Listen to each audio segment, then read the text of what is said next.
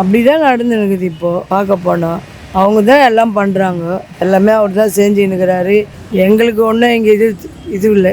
உண்மையாக நடக்கு அதை ஒழியணும். ஃபர்ஸ்ட் அனாதை காட்சி அமைச்சு ஒழிச்சுது புதுசாக ஒரு தலைமுறை புதுசாக வரணும். அதை தேர்ந்தெடுத்து போட்டு அதையும் ஒரு 5 வருஷம் விட்டு பார்த்தா நல்லா இல்லையா? உங்களே தான் வாங்கணும், ஒன்றும் சட்டம் கிடையாது இல்லையா?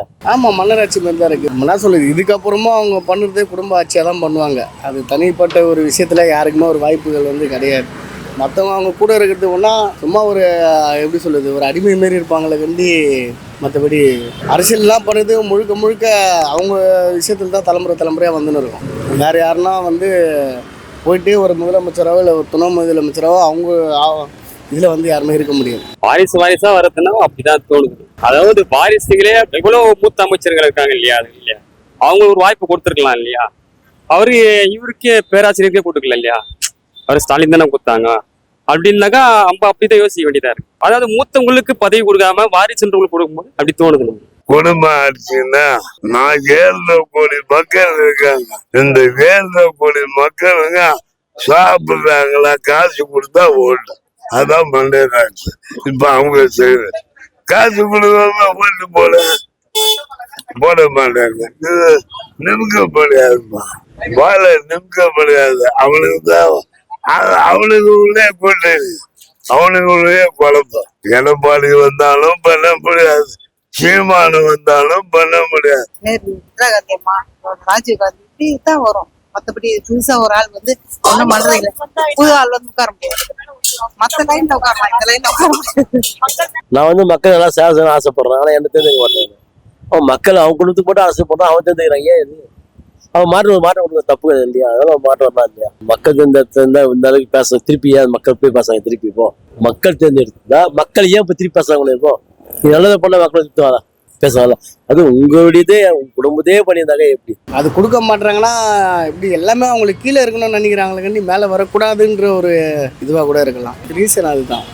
எல்லாமே அவங்களுக்கு கீழே ஒருத்தர் இருக்கும்போது மேலே யாரும் வளர்ந்து வரக்கூடாது அப்படின்ற ஒரு வகையும் கூட. எலெக்ஷன் இல்லைன்னு சொன்னாதான் அதை நிர்ணயிக்க முடியும். எலெக்ஷன் வைக்கிற வரைக்கும் தான் அது மன்னராட்சி தான். எலெக்ஷன் வச்சதுனால மக்கள் தானே முடிவு எடுக்கிறாங்க. அப்புறம் மன்னராட்சின்னு சொல்றதுக்கு வாய்ப்பே இல்லையா? பேராசிரியர் நேரம் அவருக்கே துணை முதல்வர் பதவி கொடுக்கல. அவரு கொடுக்காதப்ப ஸ்டாலின் அவரோட பைத்த சின்னவரு. அப்படி இருந்தாலும் அவரு கொடுக்க வேண்டிய துரைமுருகனுக்கு கொடுக்கல. இப்போ இவருக்கு துரைமுருகன் ஐயாவும் கொடுக்கல, பேராசிரியர் கொடுக்கல. அப்ப இவரு கொடுக்கும்போது நம்ம அப்படிதான் நினைக்க தோணும். ஆசைப்படுறாங்க இல்ல, அவங்க தான் போடுறாங்க இல்லையா? அவங்க தான் போட்டாங்க இல்லையா? இப்ப நான் வாத்தியார்னா என் புள்ள வாத்தியாரானா தான் அதுக்கு அந்த ஒழுங்கு இருக்கும். அது தெரியும். அந்த லைன்ல தான் நான் டாக்டர்னா என் புள்ள டாக்டர் நான் அதுதான் படிக்க வைக்க முடியும். வேற எதுவும் செய்ய முடியாது. தகப்பன் எப்படி எல்லாம் நடந்தாரு அது மாதிரி இப்ப கலைஞர் இருக்காரு. கலைஞர் இலங்கை மக்களுக்காக டிராக்ல தலைய வச்சாரு. அது மாதிரி தளபதி செய்யறாரு. அதனால அவங்கதான் அத திடீர்னு ஒருத்தர் வந்துட்டாரு, நான் செய்யறேன்னு வருவாரு, செய்வாரு கொஞ்ச நாள். அதுக்கப்புறம் அவர் இருக்கிற இடமே தெரியாது. இல்ல அவங்க சொல்றதுன்னா அவங்க கட்சியோட கருத்தை. ஆனா அவர் சொல்லிட்டாரு, திருமணம் சொல்லிட்டாரு, ஐயா திருமணம் சொல்லிட்டாரு. இது கட்சியோட கருத்துல அவர் தனிப்பட்ட கருத்து, அதுவும் கட்சிக்கும் சம்பந்தம் இல்லை அப்படின்னு ஏதோ ஒரு ஆர்வத்துல பேசிடலாம். இல்ல விஜய் கூட நடிகர் விஜய் கூட உட்காந்து பேசிருக்கலாம். ஏதோ தோணுது அவங்களுக்கு, அது பேசுறாங்க. ஆனா திரும்ப மறுபெரிய கட்சியோட கருத்து இல்லைன்னு சொல்லிட்டாரு இல்லையா? அப்புறம் மன்னராட்சியில இனிமேட்டுக்கு வரதுக்கு சான்ஸ் கிடையாது. மக்களால் தேர்ந்தெடுக்கப்பட்டதுதான் இது. அவங்கவுங்க பிரியப்பட்டு இதுல செய்யணும்னு ஆசையா வர்றாங்க.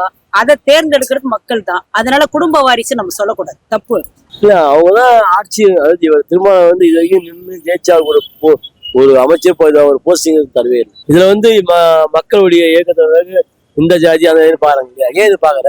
அவ்வளவு மனுஷன் தானே. ஜாதி வேறுபாடு விட்டுருக்கோம். மக்களுடைய ஜாதி எல்லாம் ஒரே மக்கள் தான், ஒரே இனம் தான். ஆண் ஜாதி பெண் ஜாதி 2 தான். இதுலயே நாயுடு கவுண்ட்ல SC ST இதையும் பாக்குற. ஏன் இப்படி பிடிச்சி அவங்க முதலமைச்சர் ஒரு துணை அமைச்சர் கொடு, ஏதோ ஒரு அமைச்சர் பதவி கொடுங்க, மினிஸ்டர் பதவி கூட இருக்கு. ஏன் கொடுக்க மாட்டீங்க? இது வரைக்கும் தரவே இல்லையே. இது வரைக்கும் ஒரு போஸ்ட் எத்தனை MLA எத்தனை MP வந்துருக்காப்ல, இது வரைக்கும் அவருக்கு ஒண்ணுமே தரலையே. திரும்ப ஏன் தரல?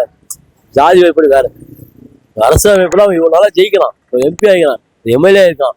இப்படி இருந்து அந்த ஆளுக்கு ஒரு தண்ணி ஊர்பட்ட ஒரு பதவி தரலையா? ஏன் தர மாட்டாங்க?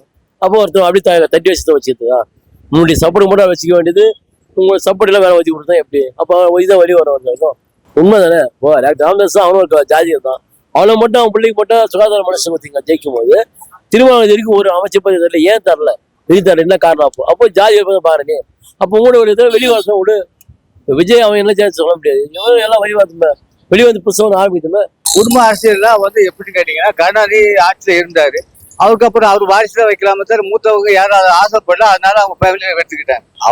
இவங்க ஃபேமிலி ஆசைப்படல, அவங்களா பார்த்து இவங்களை வைக்கன்னு சொல்றாங்க, வைக்கிறாங்க. ஆட்சியில் உள்ளவங்களே அவங்களா பார்த்து ஃபீட் பண்ணி இவங்கள தான் வைக்கணும்னு சொல்றாங்க போது அவங்க நல்லபடி சிவன்னா இவங்களை வைக்க சொல்றாங்க. மக்களால் தேர்ந்தெடுக்கப்பட்ட ஆட்களை வந்து இவங்க சொல்லி இவங்க மெஜாரிட்டி பீப்புள்ஸ் எம்எல்ஏக்கெல்லாம் சொல்லி தான் இவங்க தேர்ந்தெடுக்கிறாங்க. தவிர எம்எல்ஏக்கு நான் வருவேன் நீ வருவேன் யாரும் ஆசைப்படல. அவருக்கு கொடுத்துருக்கலாம், ஆனால் வர மாட்டேங்கிறாங்கல்ல. இப்போ தனிப்பட்ட விஷயத்தில் அவர் நின்னாருன்னா அவர் வந்து ஜெயிச்சு வரதுக்கு வாய்ப்புகள் இருக்குது. இப்போ இவங்க கூட கூட்டணியில் இருக்கும்போது வந்து கூட்டணியாக தான் இருக்க முடியுமாங்கன்னே தனிப்பட்ட விஷயத்தில் வரதுக்கு சான்ஸ் கிடையாது. அரசியல் குடும்ப அரசியல் பண்ண சட்டங்கள் தான் கிடையாது. கவர்மெண்ட் இது பப்ளிக் பொதுமக்கள் யார் வேணா அரசு நிற்கலாம், யார் வேணா போகலாம். நல்லவங்க இருந்தால் செய்யலாம், கெட்டவங்க நிற்கணும் அவசியம் கிடையாது. இப்படி ஒரு சிஸ்டம் மாறி வரது நல்லது தானே, ஒரு மாற்றம் வரணும், அப்போ நல்லா இருக்கும். என்ன ஆச்சுன்னா அவங்களே தான் ஆட்சி, அவங்க குடும்பமே தான் அரசியலாக இருந்துருக்காங்க. அது மாதிரி தான் அரசியல்காரங்க அவங்க விதத்தை தலைமுறை தான் வருது. ஏன் இதை மற்றவங்க கூட நீங்க நான் கூடதா எல்லாமே நல்ல இது வந்து சுதந்திரம் பண்ணாடு தானே. இது யார் வேணா நிற்கலாம் எலெக்ஷன்ல. நீங்க தான் உங்க புள்ள உங்க அப்பா அம்மா அப்படிதான் அவன் தங்கச்சி இப்படி வச்சாமா இப்படியே தான் இருந்தாங்க. அப்போ நம்ம எப்போ வெளியே வர்றது?